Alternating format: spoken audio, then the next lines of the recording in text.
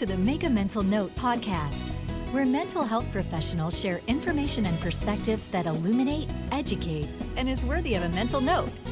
And now your host, Chris Quarto. Hi, mental note takers, to the Make a Mental Note podcast. Well, I am so excited because I just found out that the first 3 episodes of this Make a Mental Note podcast series have been downloaded over 100 times.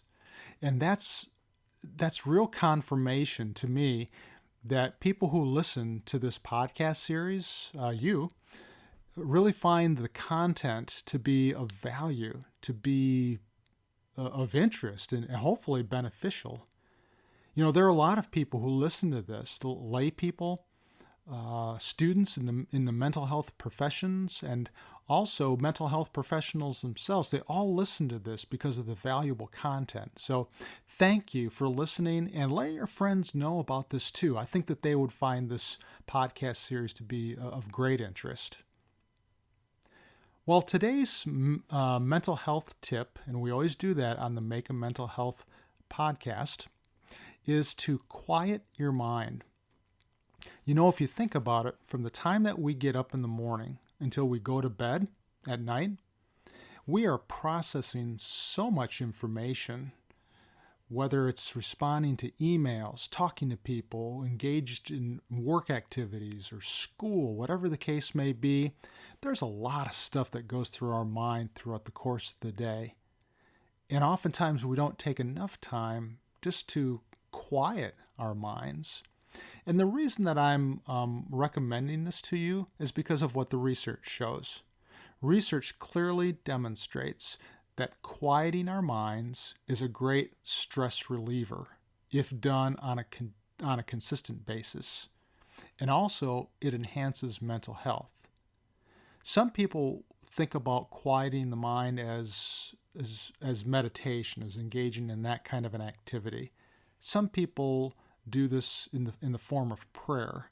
Other people, they do it as a form of self-reflection.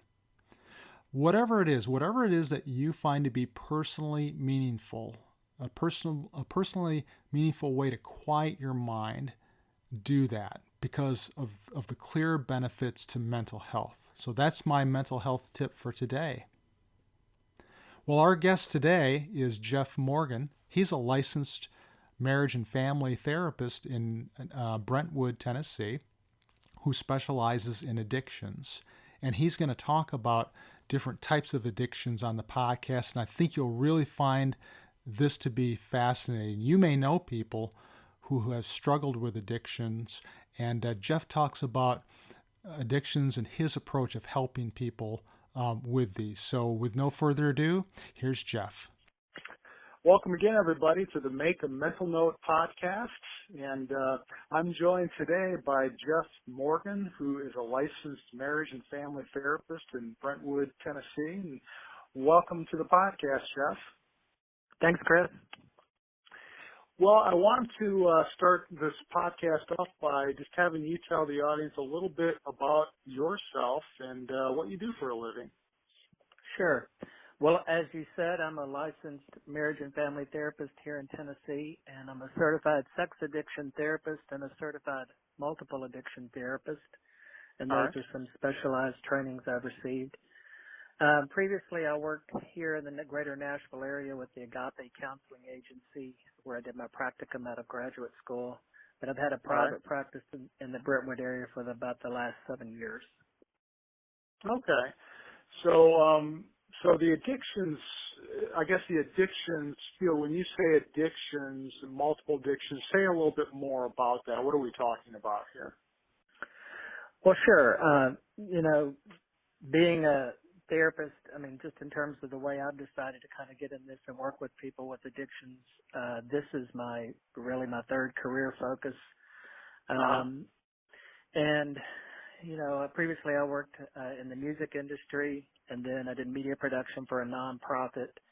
And, I often worked with the collision of where people with, the licensed marriage and family therapist, the classic, the typical presentation might be a couple where, one partner is struggling with compulsive behaviors, addictive behaviors, and negatively impacting the marriage. And, Mhm. it might be compulsive pornography use, Okay. serial affairs, cyber sex, but also alcoholism, drug addictions, raging behaviors, even Mhm. workaholism. And when I use the term addiction, I mean, it's important to differentiate, what might be an addiction that somebody might be presenting with versus perhaps a habit. All And right. there are diagnostic criteria that I can step through them with to kind of help differentiate how their behaviors fall on the addictive scale. But if they, do have addictive behaviors, then I will start to operate out of really good, helpful treatment plan processes that seem to be really impactful in people's lives. Sure. Well, I think that the audience listening to this would probably are wondering what motivated you to go into this field. I mean, that's a real interesting thing, the sex addiction, alcoholism, all those types of things. What motivated you to go in that direction, Jeff? Sure. Well, practically speaking, as I was saying, after working years in the music industry, primarily in the Christian music industry, I worked at the L. Benson Music Group and then doing media production for a nonprofit. Once I got married in 2004, I was really kind of reevaluating my career skills, Mm-hmm. and the personal counseling help I'd received through the years made me kind of more aware of therapeutic processes and Sure. became more interested in how counseling works. Practically I enrolled at Trevecca University here in Nashville Mm-hmm. and graduated Mm-hmm. with my master's in 2008. All right. I knew when I went to graduate school I wanted to work with this population, my own family Mm-hmm. history and seeing the detrimental effects of addictive Right. behaviors in the lives of friends and colleagues. Yeah. And I think that's a good point. I think that, when you look at therapists, you look at their histories and their stories and why they go into this field. A lot of them have their own, personal experiences, whether it's family members like you had mentioned or Hmm. friends. And, they want to make a mark on, the lives of people who have suffered from these types of things. And so it's always interesting to look back at those types of experiences that they've had themselves and thinking, okay, I think I've had practical experience with these things. I want to help people who have these types of things because I think I can make a difference. Right. I've lived it personally and have had a front row seat to it, in the lives of my friends and colleagues through the years.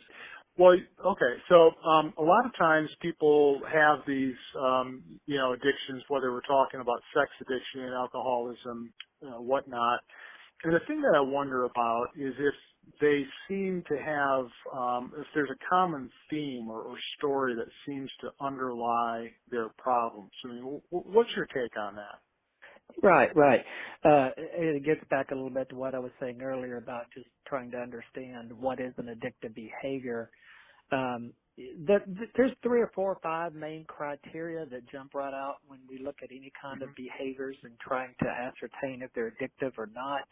An obvious one just is somebody doing something over and over again, not really wanting to Mm-hmm. do it, but they do it over and over again. But that's Yeah. not really any helpful compared to, say, a habit like chewing your fingernails. But Right. as you keep exploring addiction, there's more criteria that differentiate that. Often there's what's called a tolerance effect, where Uh-huh. someone does the behavior over and over again, and they find over time that they need more of the substance or say behavior, could be a substance too, the substance or Uh-huh. the behavioral process to get the same effect. And Uh-huh. that's a neurological phenomenon as the brain tries to respond to the stressors, usually of high levels of neurochemicals that are involved in these kinds of behaviors. There's Sure. often secrecy involved in addictive Mm-hmm. behaviors. Mm-hmm. Um, Especially when you're talking about sexually addicted behaviors, people usually very much isolate themselves. They do not share what they're doing with others. When Uh-huh. people are chewing their fingernails, they don't tend to hide in a corner and chew their fingernails. It's just Right. more of a reaction, and chewing your Mhm. fingernails is not really a need for tolerance. Um, Right. yeah, a couple other things that would differentiate that is just life-damaging consequences and addictive behaviors don't tend to stop what's going on. Mhm. There's not really any neurological learning that happens during Mhm. active addiction. Mhm. I don't know, if somebody was chewing their fingernails, perhaps, maybe they were distracted while they were driving, they might run into a ditch, but that would be rare. But in addiction, it's not uncommon for people to lose jobs, get arrested, Mhm. lose threat of marriage, have detrimental family impact, and they still do the behavior. Sure. And so that's another one. And then finally, in addiction, there's after somebody has spent a whole lot of time kind of preparing for using the substance or doing the behavior, and they actually do it, engage in it, there's often a tremendous emotional crash afterwards where they Mhm. say, why did I do that? I can't believe I did that again. Yeah. The guilt and the Sometimes shame. the guilt and the shame is very powerful. I mean, in extreme circumstances, they can become even suicidal. Uh huh. And people don't really become suicidal when they chew their fingernails. So, Sure. so that's kind of what I'm trying to say is that, when somebody's doing something, it doesn't necessarily, or drinking or using different things, it doesn't necessarily mean that they're addicted to it. You've got to be able to walk through those criteria, and there are assessments and things that we use that unpack all of that also. But that's the basic Mhm. parameters of trying to Right. understand that. Yeah. So there's a definite process, I guess, professionally in really determining whether or not a person has a true addiction. I mean, that word addiction is just kind of thrown about just haphazardly, a lot. But from what I hear you Right. saying, that there's a real professional diagnostic process that's involved here in determining whether a person actually does have an addiction. And I think the thing I was hearing you say too, Jeff, is that I heard you distinguish between a substance and a behavior. So maybe you can say just a little bit more about that as it applies to addictions. Sure. Um, the question might be, can anything be addictive? And getting back again to the criteria, the answer might be, well, perhaps. And Mhm. so there are some sort of uh, realms of types of behaviors and processes that people can get engaged in. Obviously, there are Okay. substances, Sure. alcohol, narcotics, Mhm. the hydrocodones, the benzodiazepines. Those kinds Sure. of things can certainly can be addictive in terms of neurochemicals, but also processes. The sex addiction would be considered a process addiction. Food Okay. addiction would be considered a process addiction. Workaholism would be considered a process addiction. Gambling would be considered a process addiction. And those process Okay. addictions, they have the same kinds of diagnostic criteria apply, but they also most often have also a neurochemical component that may not be so obvious on the surface. Mhm. For instance, when people engage in sexual behaviors, it intensifies the levels of dopamine in a human's brain. All And, right. that actual process of the dopamine escalation, again, over time creates that tolerance effect, which, Mhm. it leads to some similar neurological cascades like some of the substances and even emotional content. I Mhm. work a lot with people who have, I would describe it as rage addictions. Uh huh. They have very intense affective displays, often yelling, screaming, throwing things, breaking things, and those kinds of emotional displays literally can at times become addictive for people. I mean, a lot of these Mhm. a lot of these substances and processes and addictions, in a general sense, you can say they serve a purpose to feel better. Okay. That people engage in these things to feel better. They're called mood altering processes or substances, or their escape mechanisms. And, people who rage, sometimes they say something like, well, I had to get that out, now I feel better. And, Sure. and part of that process, again, is a neurochemical unleashing that happens in the intensity of the emotional display. So, there can be different realms, again, processes like we just talked about, substances that are more commonly known, emotions that can be addictive, et cetera. So, but again, Right. they need to be differentiated, and Right. there are helpful ways to do that. So mental note takers, this is an important point for you to understand that Jeff is talking about different types of addictions, and two primary classes of addictions would be addictions to a substance, which is something that I think a lot of us typically think of when we hear the word addiction, but then process addictions, which don't involve a substance but involve a behavior, whether it's sexual addiction, food addiction, those are the things that Jeff is talking about. So I think that that's an important thing. And Jeff, also, you had talked about the role of dopamine, and I just wanted to clarify that for the audience, dopamine is kind of a fancy name for like a brain chemical, correct? It's one of those brain chemicals that are released, and in the case of addictive behaviors, I guess dopamine being one of those neurotransmitters, one of those brain chemicals, there are surges of those chemicals that are released that coincide with these addictive behaviors. I guess that those rewards, that those rewarding behaviors or feelings that people experience coincide with those dopamine surges. Is that kind of how you understand it? Sure. And the classic one is THC, the activating chemical in marijuana. I mean, traditionally through the years, it's been called dope. Because of the dopamine surge that happens when people use THC. Interesting. So, there's, but dopamine is released in different ways when people, for instance, relationships. So, by the way, I guess I should say, backing up just a little bit, relationships can also have addictive natures to them. The whole concept of what's called love addiction. It can be very damaging and very serious in people. The obsessions and the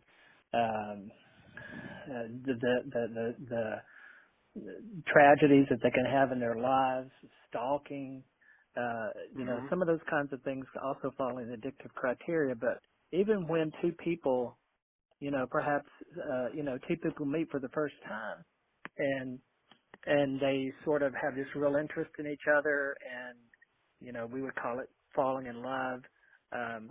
Their dopamine levels elevate. Oftentimes for as much as over a year, they have elevated dopamine levels, and that's again why young lovers are sometimes called dopey. They have that kind of silly, goofy effect from elevated dopamine. So dopamine is a tremendously important neurochemical, and understanding how people feel better. Sure. And obviously when you're looking at mood altering processes and substances, it's a key neurochemical.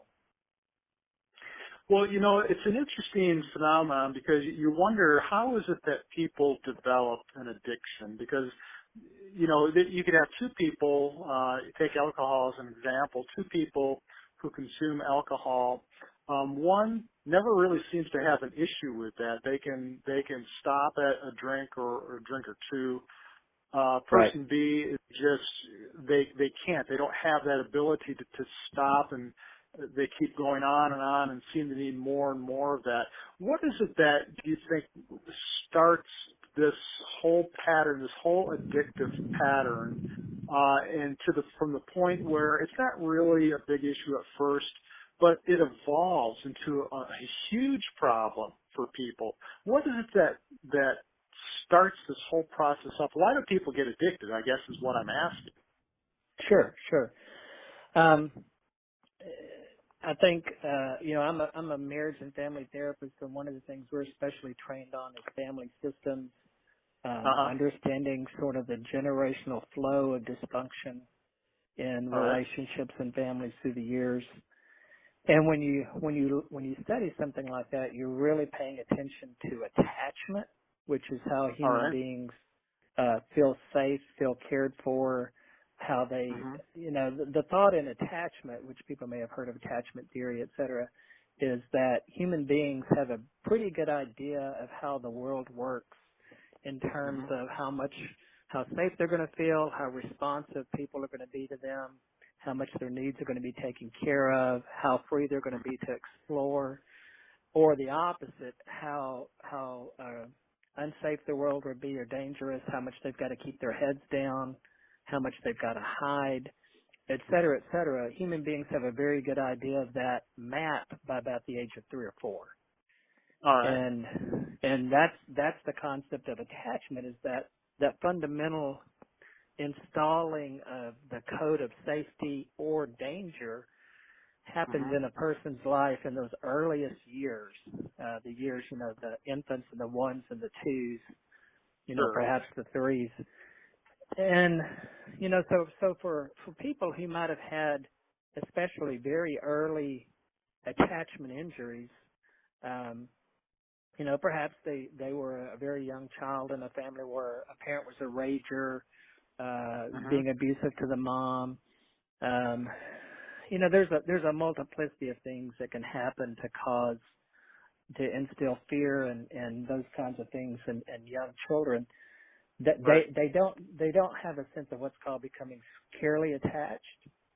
Uh huh. Their attachment may be more fearful, or it may actually flat out be disorganized. And Okay. And that has a big impact. It's not the only impact, but it has a big impact on the future development of addiction, because that then strikes at the heart of what's called the fight or flight mechanism Mhm. that human beings have when they face a fearful situation.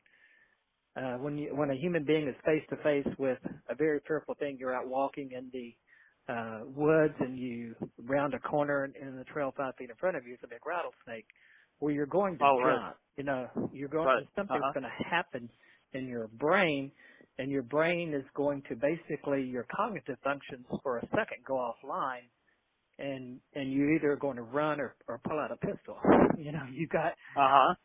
You've got that thought very quickly in your head, fight or Right. flight. Well, when these young children, these 1-year-olds, 2-year-olds, et cetera, when they're faced with very frightening things, for instance, parents screaming and yelling, mom passed out on the floor, babies in the crib crying in a dirty diaper for hours. Mm. When they face these kinds of intense, emotional, fearful places, their fight or flight mechanism fails, because Okay. they can't fight those Mhm. kinds of situations. They don't have any power, and they can't flight. I mean, truly, even a Sure. 2-year-old or a 3-year-old who might run upstairs and hide under the bed, eventually an angry parent's going to come up and get them. Mhm. And, there's no real relief from that place. And so basically what happens in a human being is that they develop a process called freezing. They Okay. learn to start to pretend. They learn to start to keep their head down. They learn to start to basically take their brain offline in this freezing mechanism, and they go into la la land. I mean, every Okay. human being, fantasizes or has daydreams and those kinds of things. But for traumatized children, it's not uncommon for a 2-year-old, for instance, to wait in the middle of 2 screaming parents to try to stop them. And Sure. then when they're 7 or 8, the 2 screaming parents behind them, the 7 or 8-year-old is sitting in front of a television watching cartoons, and they never flinch. Mhm. And that's because through the years they've learned to freeze. They've learned to take their brain into a compartmentalization process, and so that sets up the stage. And then developmentally, as they go along, someone comes up to them, and a lot of people who've been traumatized, their earliest freezing mechanisms might be reading cartoons, Mhm. comic books, those kinds of things. Again, there's nothing wrong with reading cartoons or comic books, but if they Right. become habitually used as a way of escape from reality, That's setting the early stages for addiction behaviors. And then later, developmentally, somebody offers them alcohol or drugs, or they discover masturbation or pornography, and suddenly they're off to the races in terms of checking out. And Right. and that's the general picture of addiction development. One thing I will say a little differently, especially in sexual addiction, is that with the advent of the internet and cyber sexual behaviors, that model has changed a little bit. It seems with because of the tremendous addictive potential for cybersexual behaviors. That's just a brand new phenomenon in humanity.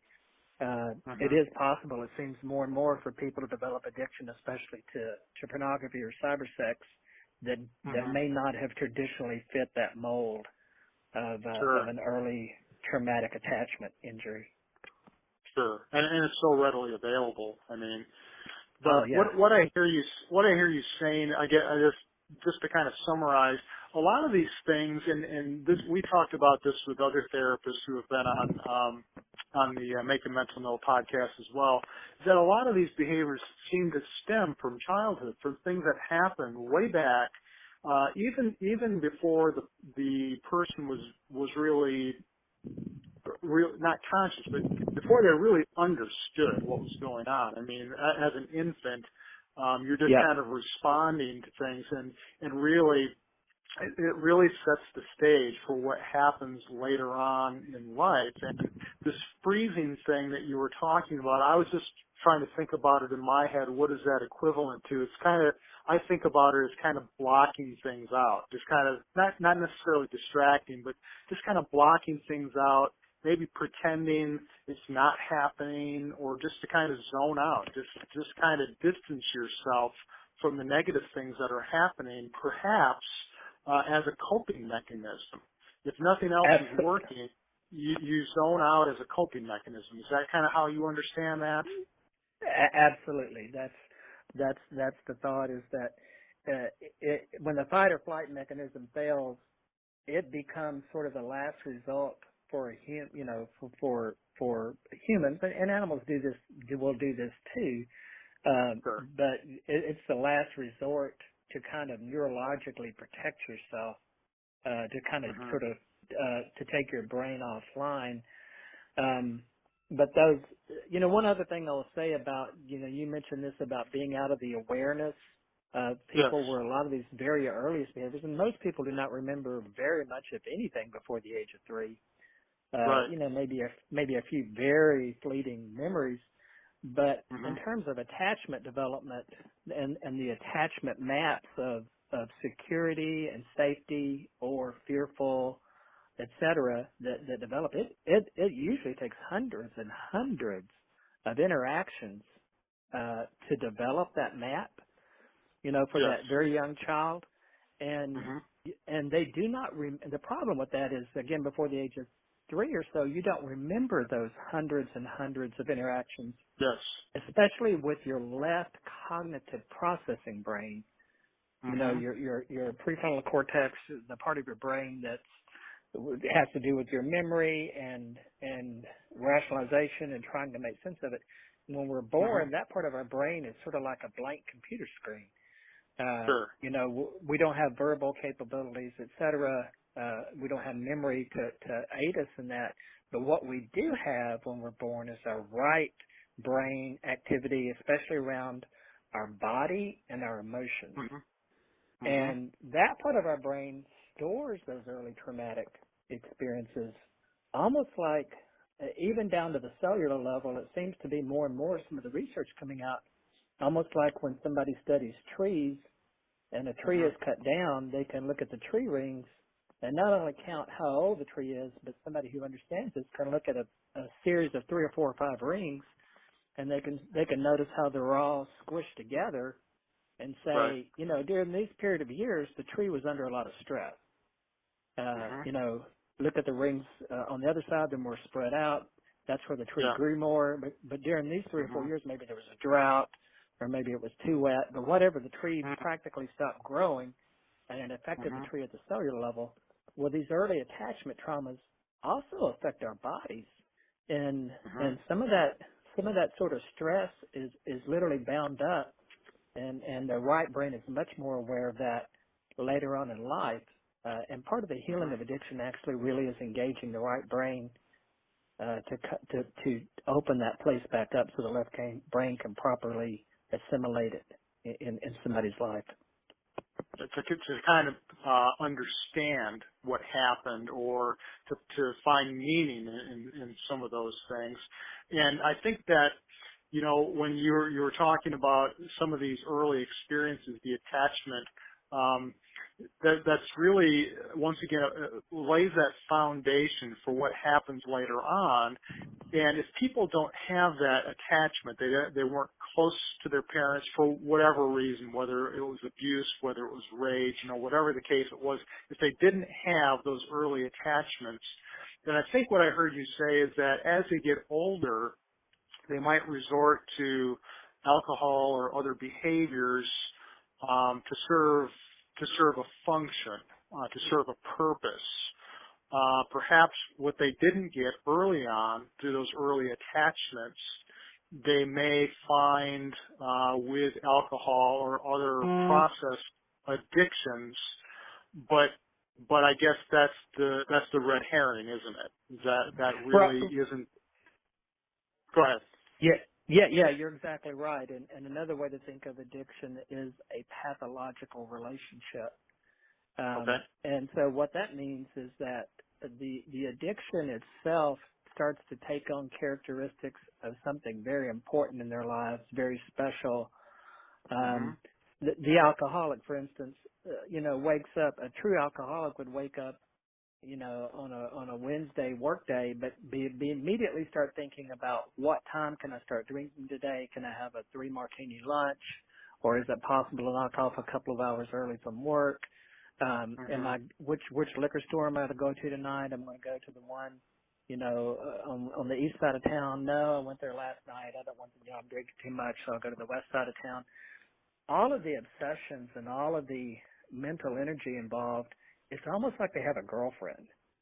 It's a very powerful emotional connection to the addiction that many people don't understand. In addiction recovery, they're actually going through a breakup, and that's why the pain of addiction recovery can be so powerful in people's lives. It's easier for an alcoholic, for instance, on any particular night not to have a beer, not to drink beer on any particular night than it is on a Saturday to go to the ball game with his buddies and not drink a beer. And again, that's because the emotional connection to that part of his addiction is so powerful. It's very painful for him to sit in the stands and not drink. And so you're right. I mean, that addictions start to take the place of those attachment relationships that had failed in the past. And that's one of the challenges in addiction recovery. I will say one other thing too about genetics. There is obviously a genetic component to addictions. At the same time, much of that seems to be driven in terms of the kind of somatic damage, the somatic energy stored up in a particular generation, through the years, handed down from generation to generation. Again,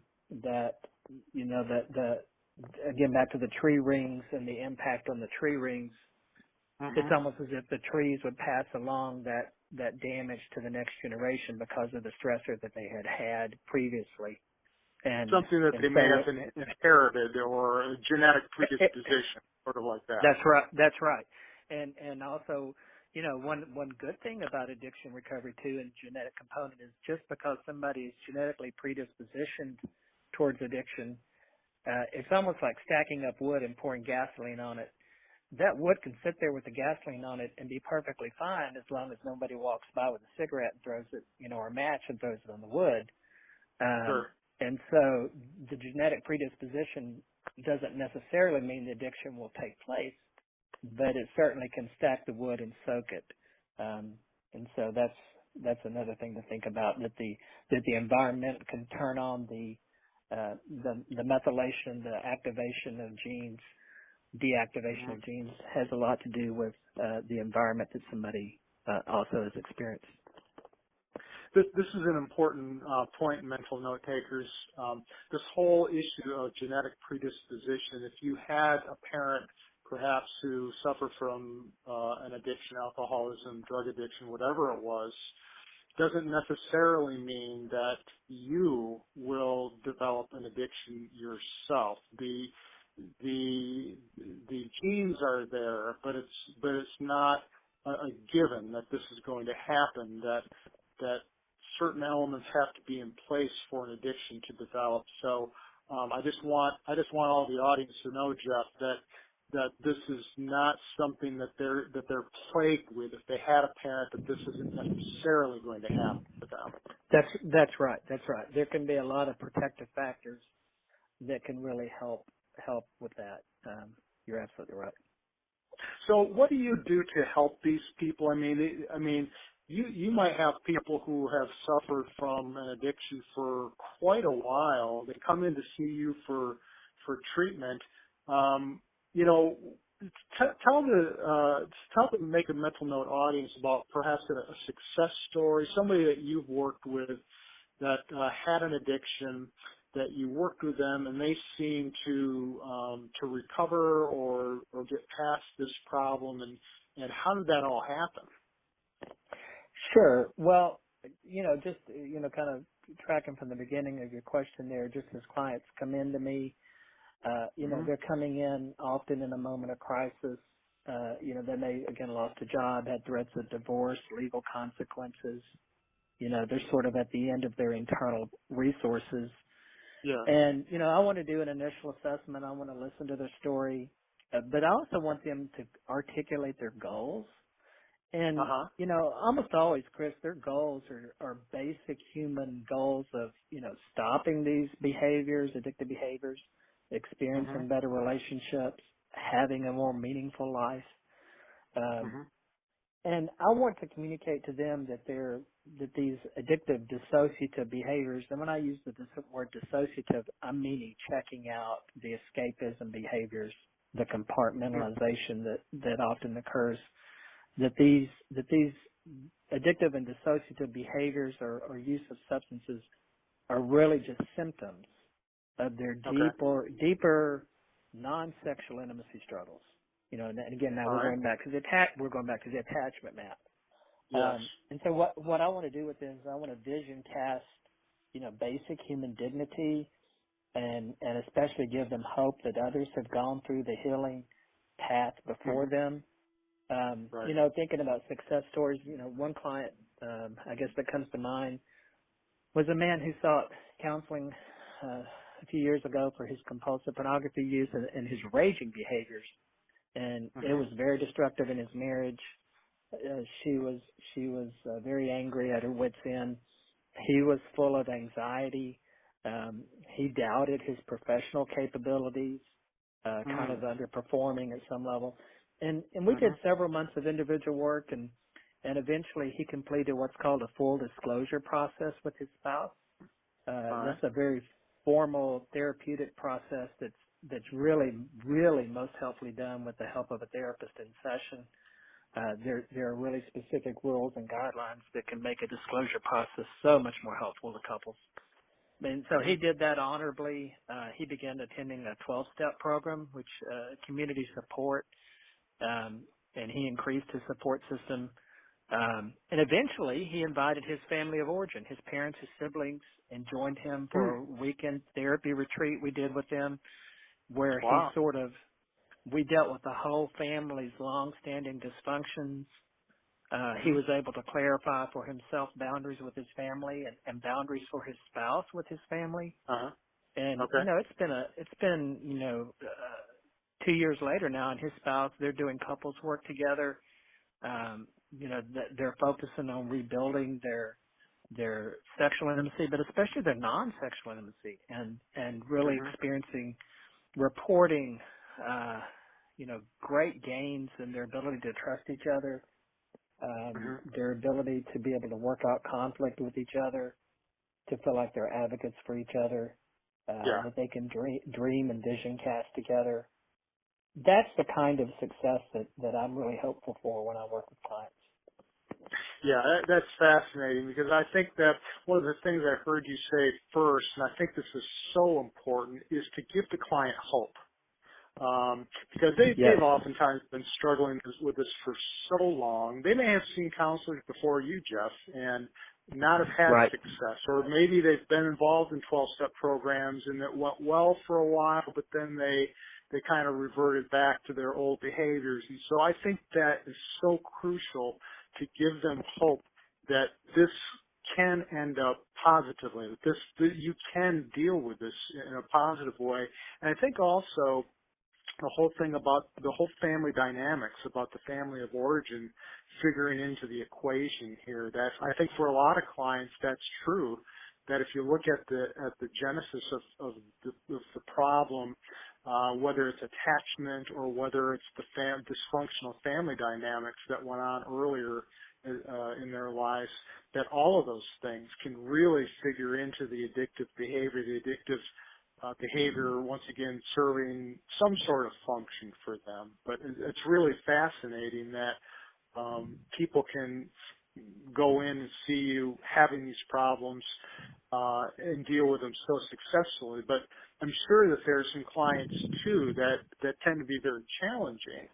And if you think about some of the clients that you've worked with, what makes some of these clients challenging to work with, Jeff? Well, that's right. What you were saying about the fascination of the family systems and under unpacking that's just so key to most often. It's so key to clients really moving past these frozen places that they that their freezing mechanisms and their frozen developmental processes, literally helping them to sort of grow more into adulthood and be more at peace with themselves. Yeah. Resistant clients, a client resistant to treatment, that certainly happens at times. I guess what I want to do is I try to want to understand the resistance and work with it. Okay. Especially there's a lot of vulnerability that happens in therapy, and Yes. and hopefully there's a level of accountability that happens in therapy, and those processes can be really fearful for people who've lived their lives compartmentalized and lived their lives in isolation. That's And right. again, often you're getting back to their attachment map, their fear of trusting people, their fear of being known. And I want to understand their fears and I want to normalize the process for them. I'm trying to work with them to help them, perhaps like connecting them to a 12-step program or a community support group where they also start to feel accepted and cared for. So that often helps people who might be hesitant about the process. There are a few who will not self-reflect. A few who, there are certain. I think about it in a kind of a broad stroke. I really love Alan Godwin in Nashville. Dr. Godwin. He was a professor at Trevecca and has a wonderful practice. And one of the books he wrote one time called How to Solve Your People Problems, he discussed what you'll understand, Chris, is the concept of access to. And there are some people who are reasonable, and you're going to be able to sit down and process with them. They're going to be able to self-reflect. They're going to be able to take that into their hearts and they may be resistant at first, of course, but eventually they will soften. And there's some people who just they're unreasonable. They're not going to they're just not going to have that ability to self-reflect for themselves, and almost no way of their attachment wounds just seem to be so deep and so terrifying. It's unusual that they're going to be able to be vulnerable with you truly. In those kinds of circumstances, there might be limited, and I just kind of get back to their goals. I keep referencing back to the client's goals. What kind of progress do they feel like they're making? The ones who will be more unreasonable they're usually coming just out of the consequences. They're not really interested in changing themselves. They're Hmm. interested in, trying to stop the consequences, and Right, right. that usually doesn't last in the long run. Yes. Well, I think it makes sense. The word that I heard you say that makes total sense to me is vulnerability, because I think that vulnerability means that if I'm the client, I'm going to have to take a risk, and I'm not Right. sure I'm willing to take that risk. And if you look back at their developmental histories, there's probably a really good reason for them to feel that way. Absolutely. So Yeah, why absolutely. should I take the risk with you? I don't know you from Adam. Why should I take the risk of being vulnerable with you to discuss these things? I'm just going to continue doing what I'm doing. So I think there's really something to that in terms of working with certain clients who tend to be challenging. And of course, you were talking about clients with some, personality issues as well. They tend to be a little bit more challenging too. But Sure. if you look at these clients, and the types of work that they do, what would draw a client, let's say, to go see a therapist for help? Let's say that they wanted to go see you for help. What is it about you or the way that you do your work that might draw a client and say, you know what, I think I might be willing to go talk to Jeff? I mean, what is it about your approach or the way that you work with people that would motivate a person to want to come and see you for services? Sure. Well, again, as a marriage therapist and certified sex addiction therapist, multiple addiction work I do, I have a relatively specific client population normally. Uh-huh. Mm-hmm. Most of my referrals come from people who are seeking out those specialties. Yes. So they are doing web searches, or they are talking to their pastors and ministers, or their friends or support, and they're looking for a type of therapist who would have those trainings. Um, you know, I get many referrals from word of mouth from the greater recovering community in Nashville. Mm-hmm. So people who I've worked with who have also increased their support, attending support groups, etc. The word of mouth travels quickly that way. I bet, yeah. And finally, as a Christian, I have clients who want to work with someone who shares perhaps their basic theology of faith. And Okay. so, I'll often get clients call me up and say, I heard you're a Christian, is that true, et cetera, et Mm-hmm. cetera. And I can Mm-hmm. work with them, and that's not always the case, but Yeah. that is something that, I find helpful to clients that they know that. I'm very respectful of people and just work within that realm if that's a place that's important to them. Right. But especially in this area of the country, it is very important to many people. Right. I think one of the main draws from what you were saying there, I mean, if I were in need of a therapist, I think the main draw for you is that you're very specific to the types of problems that some people have. I mean, you're not the jack of all trades, in other words. I mean, you have defined a particular area to work with, and that's what you've done, and it sounds like you do a really good job at this stuff, and so naturally people are going to seek you out because you're the guy. I mean, you're the guy who does this kind of stuff, so I think that sounds like that's a huge draw for you.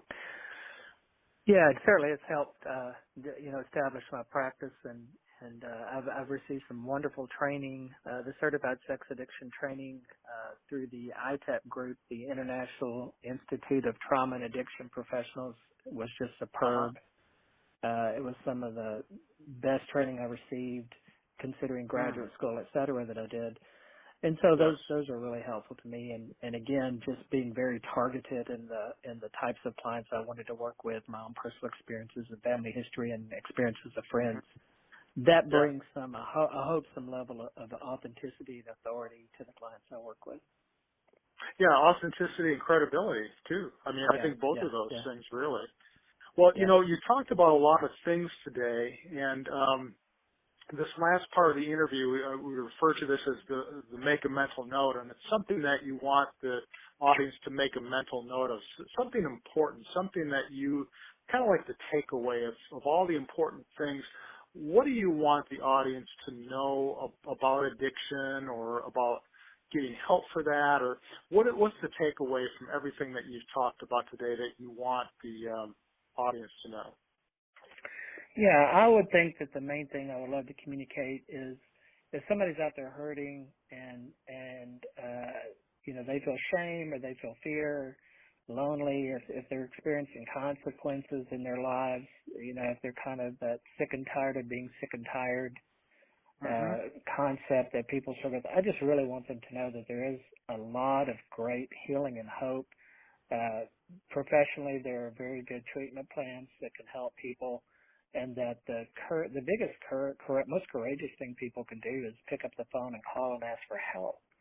Yeah. That's where the door opens. I mean, that's where people open themselves up to the input of others and basically say, I can't keep doing this alone, and I Mm-hmm. need somebody's help. And that's probably the biggest transformational process that happens in people. It's just their Yeah. willingness to open themselves up. It takes Yeah. There's, courage. They're coming face to face with their vulnerabilities. sure. And at the same time, so many people will come in, even in the intake session, and really open up to some very painful and Mm. painful, feelings and shameful Mm-hmm. experiences, etc. And I just really want to honor that. I mean, that's a powerful place for people, Yeah. and that's a great step in the right direction.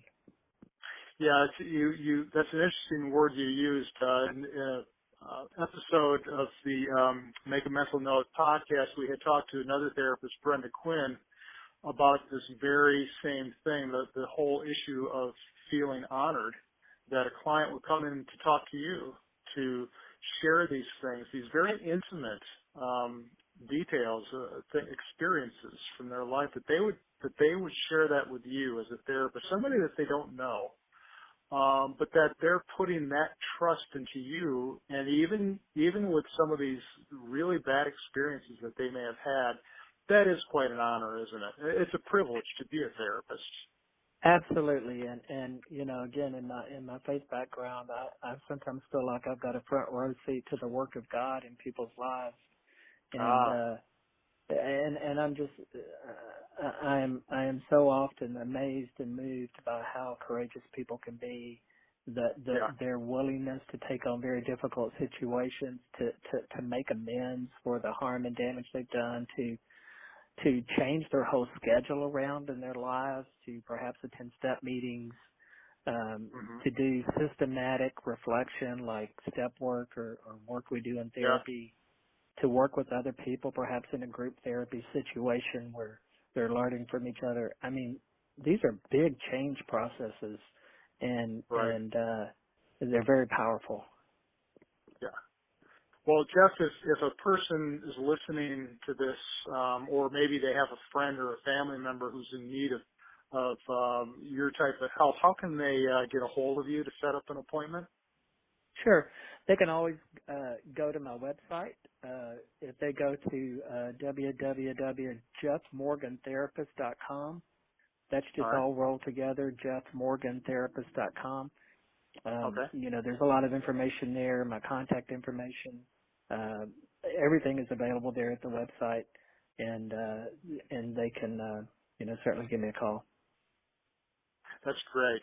Well, I'd really like to thank you for joining us today. This was a fascinating interview, just to hear about the addiction process, how this relates to early childhood experiences, what can be done, and the type of work that you do. It's been a pleasure to have you on the podcast. And please, there will be things on there that pertain to this podcast today, and interesting things that we learned from Jeff. And other than that, have a great day. Wow, there are a lot of great things that came out of that interview, Jeff Morgan. think that just my takeaway or the key point really had to do with Jeff's discussion of attachment early on in childhood, where insecurely attached kids are at higher risk of addiction later on in life because their needs weren't met. So it leaves them with that emotional void, and of course he had also talked about how kids grow up in a dysfunctional family and may learn maladaptive methods of coping with those things, whether it was the freezing thing that he was talking about, or zoning out, blocking out things, basically just not dealing effectively with those negative events that happen early on in life. And so later on, people may discover that a substance or a behavior, whether it's sex addiction or gambling, serves as a substitute for the void or those uncomfortable feelings. And so the whole change process involves learning how those substances are simply symptoms of an underlying problem that needs to be explored and resolved. Some of those things that date back to those early childhood experiences. So very fascinating stuff that was mentioned here. Well, that's it for today. Please visit my website, chrisquarto.com, for the show notes and information about how to get a hold of Jeff on his website and other valuable resources. Have a great rest of the day.